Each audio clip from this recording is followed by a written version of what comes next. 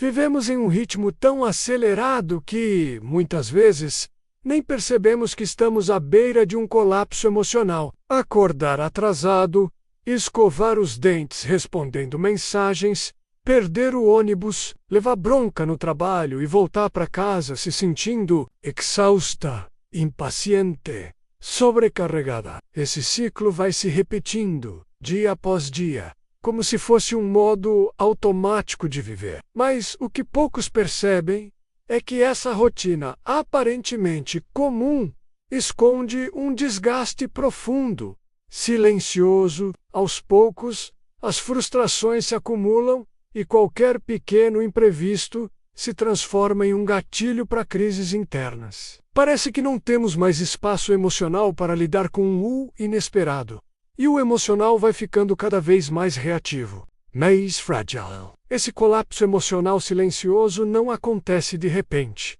Ele é o resultado de uma vida em que não há pausa, não há autocuidado, não há respiro. E é nesse ponto que começamos a perceber que algo precisa mudar, que viver no automático não está funcionando, que seguir ignorando os sinais do corpo e da mente não vai nos levar muito longe. A sensação de estar sempre cansada, mesmo quando o dia não foi tão puxado, pode ser reflexo de um ciclo de exaustão emocional que está se tornando crônico. É como se a nossa mente nunca desligasse. Ela continua funcionando em segundo plano, ruminando pensamentos, antecipando problemas, tentando se preparar para o pior. E esse estado constante de alerta, ainda que invisível, vai drenando toda a nossa energia. O resultado? Acordamos cansados.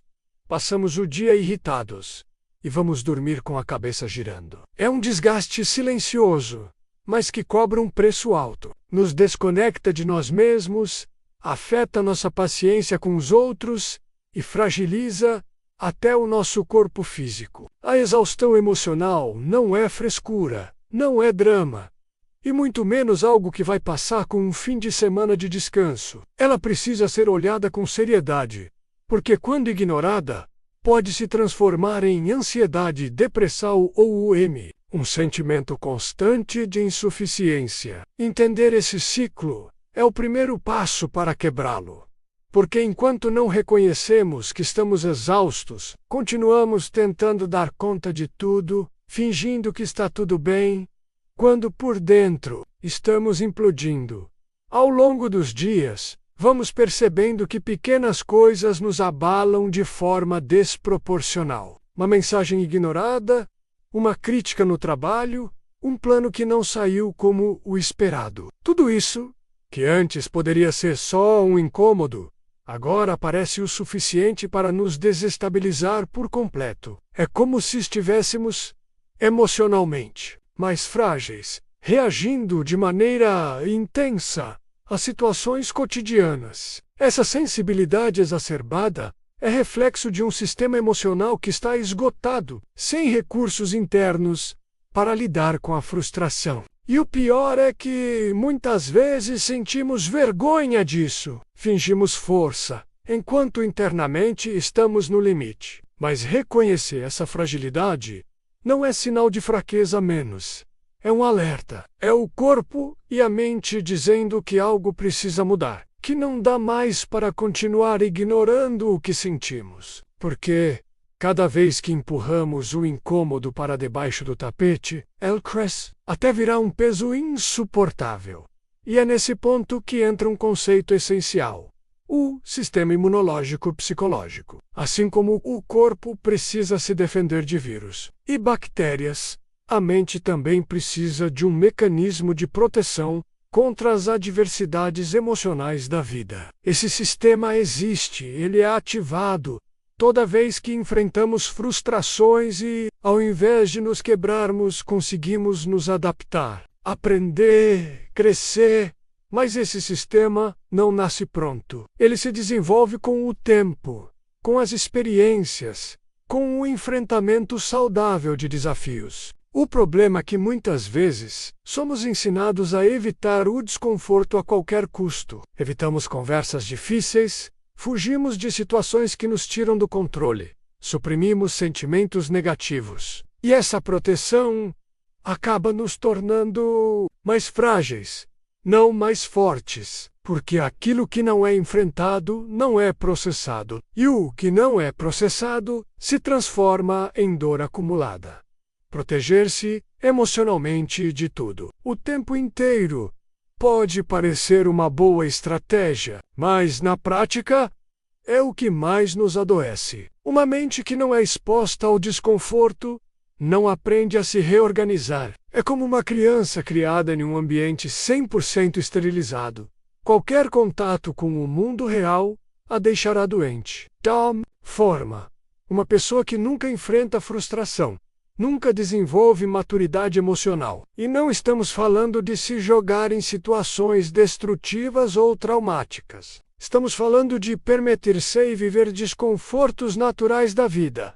Um não, uma crítica, uma perda, um erro. São nesses momentos que a mente ganha musculatura emocional. Quando enfrentamos e atravessamos dores com apoio, consciência e presença, nos tornamos mais fortes. É aí que entra o conceito de antifragilidade, desenvolvido por Nassim Taleb. Ser antifrágil é mais do que ser resiliente. Enquanto a resiliência nos faz voltar ao estado anterior após uma crise, a antifragilidade nos transforma menos, nos faz crescer, justamente por causa da crise. Pessoas antifrágeis não são imunes à dor, mas aprenderam a crescer com ela. E não se escondem dos desafios, mas os encaram como oportunidades de fortalecimento. E isso vale profundamente para a saúde emocional. Quanto mais evitamos o desconforto, mais fracos ficamos. Quanto mais abraçamos os desafios, mais preparados nos tornamos para a vida real. Mas como fazer isso sem se destruir no processo? Um dos primeiros passos é cultivar a autocompaixão ativa. Ao contrário do que muitos pensam ser compassivo consigo mesmo não é se fazer de vítima ou dar desculpas. É reconhecer a dor sem julgamento e seguir mesmo assim. Muitas pessoas são extremamente duras consigo mesmas diante de falhas e erros, como se a punição interna fosse a única forma de não repetir aquilo. Mas o que essa rigidez emocional faz, na prática, é nos afastar da coragem de tentar de novo. A autocompaixão nos mantém inteiros mesmo quando falhamos. Ela nos lembra que errar é humano e que não precisamos acertar sempre para merecer amor, respeito e progresso. Além disso, precisamos estar atentos aos pensamentos catastróficos. Sabe aquele tipo de pensamento que transforma um erro em um desastre, um atraso em uma tragédia, uma crítica em um fracasso pessoal? Essa forma de pensar é mais comum do que parece e está diretamente ligada à fragilidade emocional. São as famosas distorções cognitivas que fazem a mente pular para o pior cenário possível. Quando não questionamos essas ideias, começamos a agir como se fossem verdades absolutas. E isso aumenta a ansiedade, a insegurança e a autossabotagem. Em terapia, uma das ferramentas mais eficazes é justamente desafiar esses pensamentos. Qual é a evidência disso? Isso vai importar daqui a um mês? Eu falaria isso para alguém que amo? Essas perguntas nos ajudam a colocar os pés no chão e recuperar a clareza. Outro ponto crucial nesse processo é desenvolver a tolerância à incerteza. Sim, a gente quer saber se vai dar certo. A gente quer ter controle. Mas a vida não nos dá garantias. E quanto mais tentamos controlar tudo, mais ansiosos nos tornamos. Aprender a conviver com o talvez, com o não sei, com o vamos ver é uma habilidade emocional poderosa. Significa seguir mesmo sem ter certeza.